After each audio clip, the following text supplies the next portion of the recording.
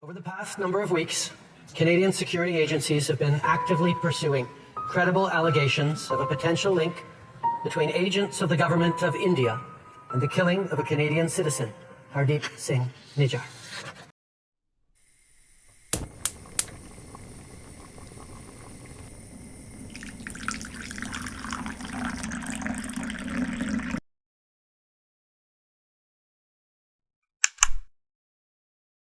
Hey guys, just coming across a very explosive news.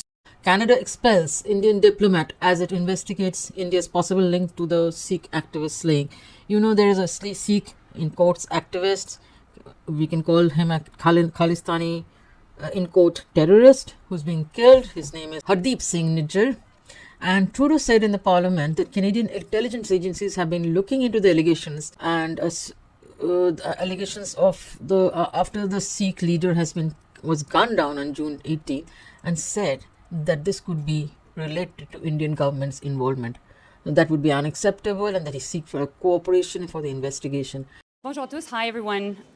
First and foremost, I would like to extend my condolences to the family and loved ones of Hardeep Singh Nijjar. The allegations that a representative of a foreign government may have been involved in the killing of a Canadian citizen here in Canada on Canadian soil is not only troubling, but it is completely unacceptable.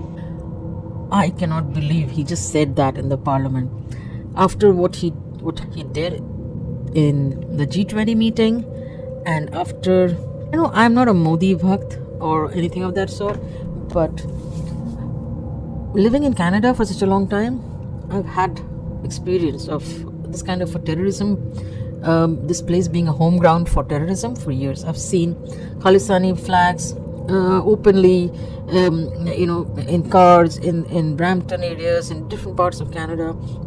Then I've seen the tableau of Indira Gandhi's assassination. No, that does not happen in a peaceful country called Canada. You give home to so many people who are running from the war, who are refugees. You are doing a good job, Canada. You cannot give home for any kind of terrorism activities. This is going to change the entire fabric of this country altogether. If you are going to home terrorism, Canada, you're going to change the fabric of the nation. The nation's fabric is built on immigrants, and good immigrants. I remember you doing so many police checks when I immigrated. I'm sure most people who have immigrated in this country have gone through multiple police checks, multiple verifications. Then how is Trudeau government allowing this kind of a thing when they are already classified as terrorists and by a different country altogether? Me being an Indian and a Canadian, I'm an Indo-Canadian, I will completely support the Indian government in this, because this is, if India was harboring some kind of a Canadian terrorism, would you have liked it? You wouldn't have liked it, right? So any country, if they call if they call a faction of a society terrorists, you should not harbor them. You should respect that country. This year hasn't been good for him, but whatever it is, you do not leave such a bad taste in the mouth.